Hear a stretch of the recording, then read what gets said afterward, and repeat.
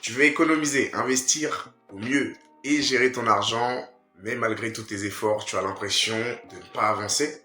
En fait, tu n'es pas tout seul. Dans cette vidéo, je vais te dévoiler les 7 erreurs financières les plus fréquentes, celles qui sabotent ta progression, et même si tu crois bien faire.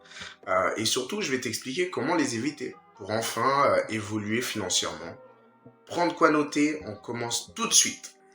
Alors, erreur numéro 1, c'est simple, c'est ne pas suivre ses dépenses. Tu ne peux pas améliorer ce que tu ne mesures pas.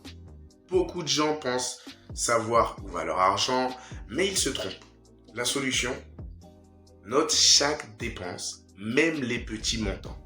Utilise une appli, un carnet ou Excel. Le simple fait de suivre te rendra plus conscient et plus prudent. Erreur numéro 2, vivre au-dessus de ses moyens. Crédit conso, découvert bancaire, lifestyle trop élevé. Tu dépenses plus que ce que tu gagnes. Et en fait, c'est un piège moderne. Même si tu gagnes bien ta vie, si tu dépenses tout, tu t'appauvris. La clé, apprends à vivre en dessous de tes moyens. C'est la base de l'indépendance financière. Erreur numéro 3.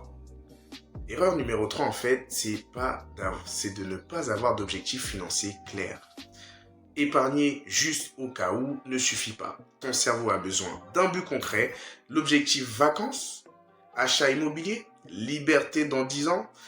Fixe-toi un objectif chiffré, daté et motivant. Tu verras que ton comportement changera automatiquement.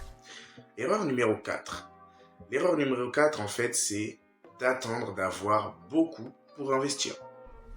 J'investirai quand je gagnerai plus. Mauvaise idée.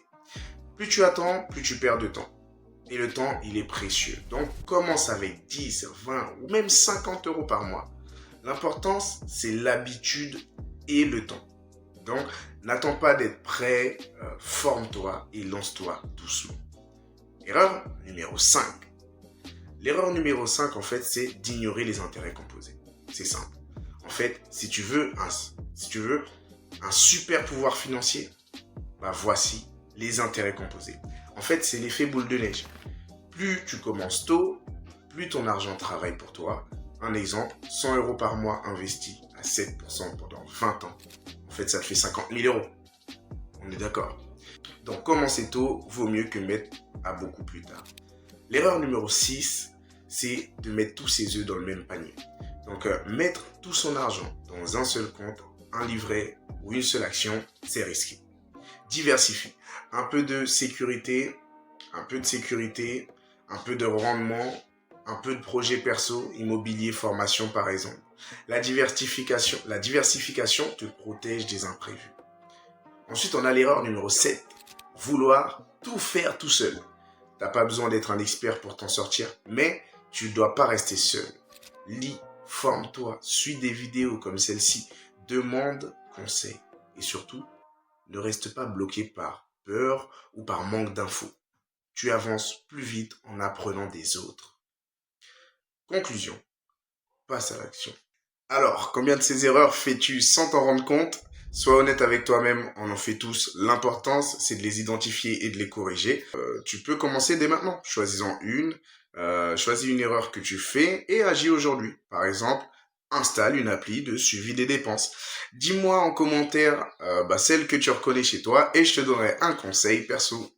Si cette vidéo t'a aidé, laisse-moi un like, abonne-toi et active la cloche des notifications pour ne rien rater sur la suite. Dans la prochaine vidéo, je t'expliquerai comment commencer à investir sans risque quand on est débutant. À très vite pour la suite de ton parcours vers la liberté financière. Ciao!